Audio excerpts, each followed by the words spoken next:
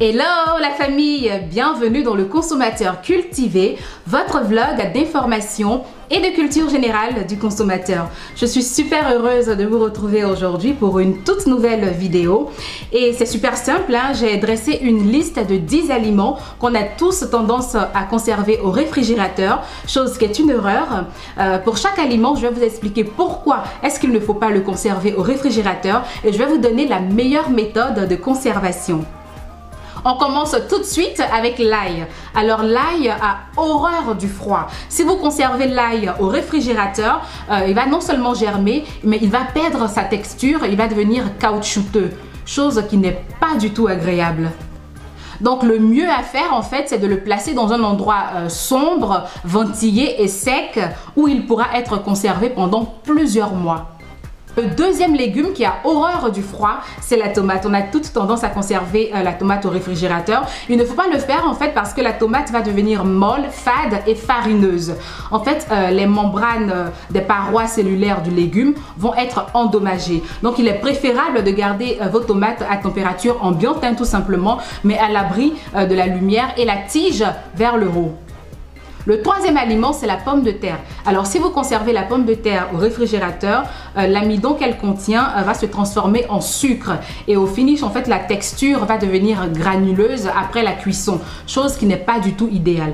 Donc, la meilleure manière de conserver vos pommes de terre, c'est dans un endroit frais, mais pas trop frais, à l'abri de la lumière et dans un sac en toile ou en papier. Le quatrième aliment à ne pas conserver au réfrigérateur, c'est l'avocat.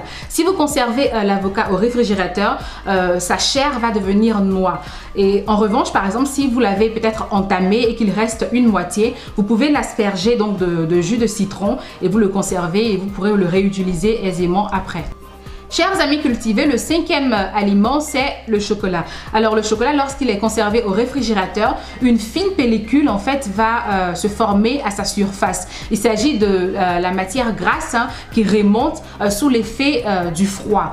Ce phénomène, bien évidemment, ça n'empêche pas de consommer votre chocolat, sauf qu'il va perdre un peu de sa saveur. La meilleure méthode de conservation du chocolat, c'est à température ambiante, mais à l'abri de la lumière.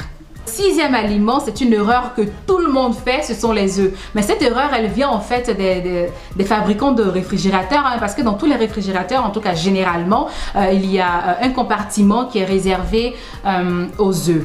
Donc voilà, donc contrairement à ce qu'on pourrait croire, il ne faut pas conserver ces œufs-là au réfrigérateur. Il faut simplement les conserver dans leur boîte à température ambiante et à l'abri de la lumière. Parce que lorsqu'ils sont placés au frais, en fait, les coquilles auront tendance à absorber toutes les odeurs qu'il y a autour. Et ça va bien évidemment altérer le goût des œufs. Le septième aliment, c'est le pain. Alors, certaines personnes ont tendance à conserver leur pain au réfrigérateur. C'est une erreur. En fait, lorsque le pain il est au frais, il va durcir et il va très vite s'assécher.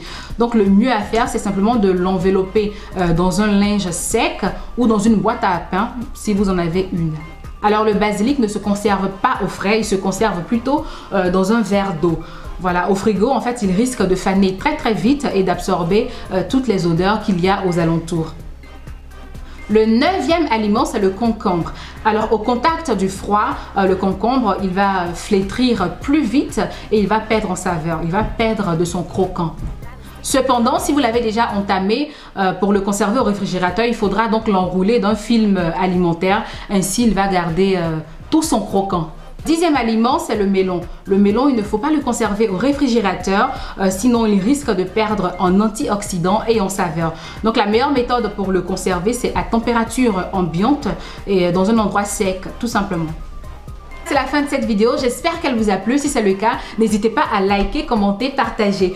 Suivez-moi sur YouTube, vous cliquez donc sur s'abonner et sur la cloche de notification. Ensuite, rendez-vous sur Facebook et Instagram pour du contenu au quotidien. Je vous envoie des ondes positives chez vous. Portez-vous bien, à très bientôt. Bye bye.